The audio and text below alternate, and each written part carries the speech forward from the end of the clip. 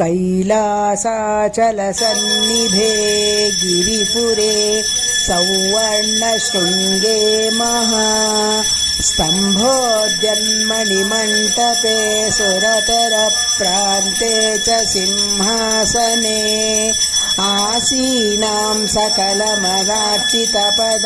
भक्ताप्तिविध्वंसिनीं वन्दे वासवकन्यकास्मितमुखीं सर्वार्थधामाम्बिकाम्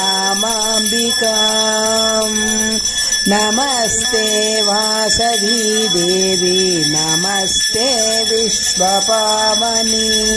नमस्ते व्रतसम्बन्धे कौमात्रे ते नमो नमः नमस्ते भयसंहारी नमस्ते भवनाशिनी नमस्ते पद्मपत्रा